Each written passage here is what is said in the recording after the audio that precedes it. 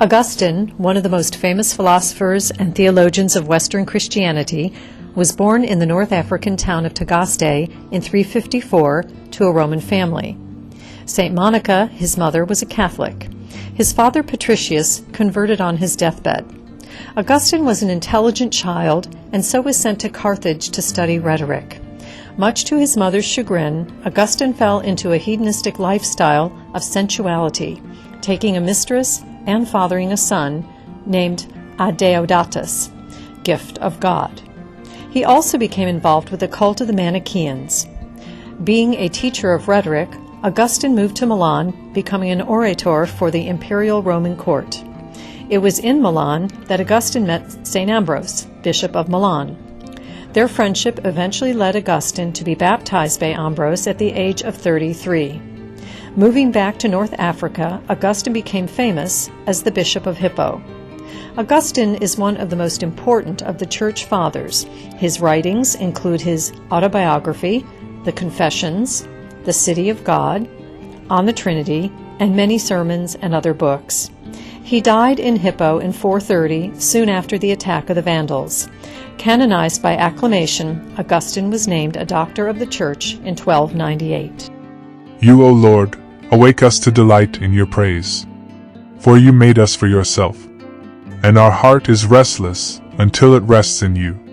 Confessions, Book 1.1. Late have I loved you, O you beauty of ancient days, yet ever new. Late have I loved you, and behold, you were within, and I abroad, and there I searched for you. Deformed, I plunged amid those fair things which you had made. You were with me, but I was not with you. Things held me far from you, which unless they were in you, would not be at all. You called, and shouted, and burst my deafness. You flashed, shone, and scattered my blindness. You breathed sweetly, and I drew in breath, and I panted for you.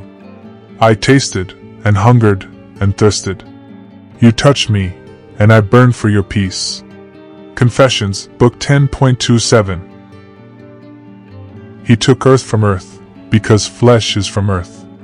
And he took flesh of the flesh of Mary. He walked on earth in that same flesh, and gave that same flesh to us to be eaten for our salvation. Moreover, no one eats that flesh unless he has adored it. And we sin by not adoring it. Exposition on Psalm 99.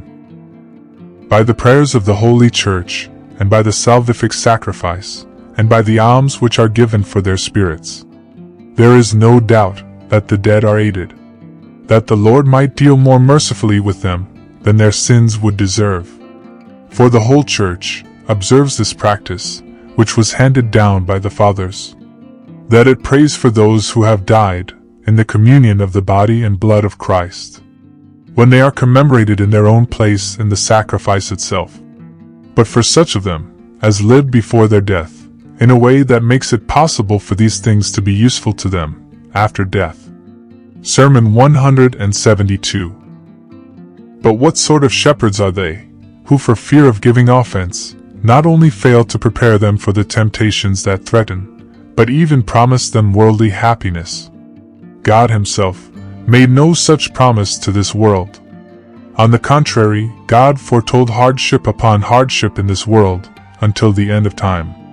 And you want the Christian to be exempt from these troubles?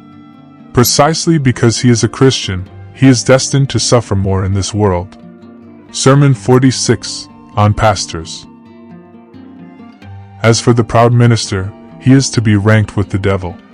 Christ's gift is not thereby profaned. What flows through him keeps its purity, and what passes through him remains clear and reaches the fertile earth. The spiritual power of the sacrament is indeed comparable to light. Those to be enlightened receive it in its purity. And if it should pass through defiled beings, it is not itself defiled. Tractate on the Gospel of John, chapter 5. He who is without anxiety waits without fear until his Lord comes.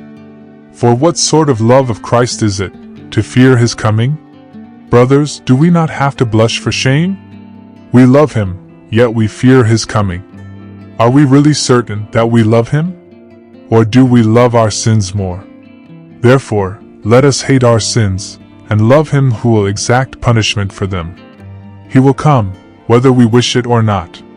Do not think that because he is not coming just now, he will not come at all. He will come, you know not when. And provided he finds you prepared, your ignorance of the time of his coming will not be held against you. Discourse on the Psalms.